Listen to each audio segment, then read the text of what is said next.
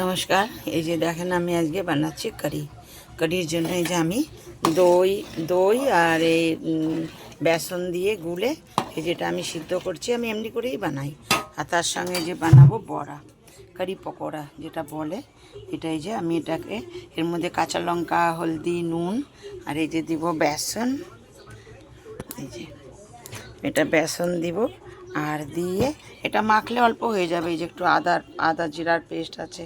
হ্যাঁ, বাঁধাকপির বড়া এই জন্য করছি, এটা তো শাকাহারি রসই, হ্যাঁ আপনারা জানেনই, এখানে পেঁয়াজ হয় না, এই জন্য বাঁধাকপি দিয়ে বড়াটা করব।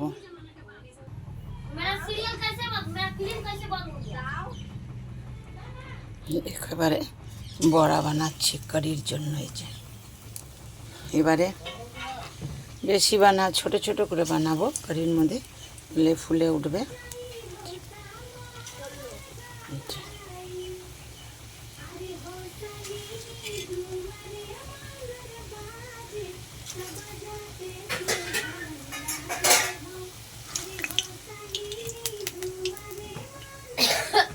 আর এইদিকে দেখো, এই যে এটাও ফুটছে।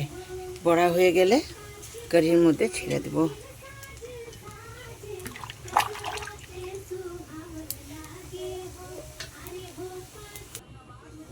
এই যে বড়া সব হয়ে গেছে, এবারে এই দেখো এর মধ্যে দিব। এই যে এর মধ্যে দিয়ে দিলাম।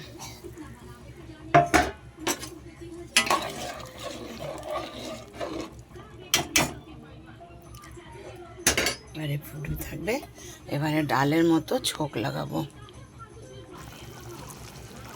এই যে কারি একদম রেডি হয়ে গেছে। এই যে দেখুন, তেজপাতা লঙ্কা টঙ্কা দিয়ে ফোড়ন দিয়ে দিয়েছি। আর এদিকে বসিয়েছি ভাত, এই যে ছোট্ট হাঁড়িতে ভাত আমার আর মায়ের।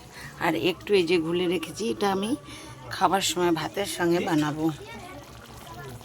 তো এই যে ভালো লাগলে লাইক কমেন্ট করে দেবেন, একটা সাবস্ক্রাইব করে দেবেন। আমি তো চাইতে পারি না আপনাদের কাছে, তবুও এই যে এটাকে বলে কারি পকোড়া। ঠিক আছে, ওকে, বাই।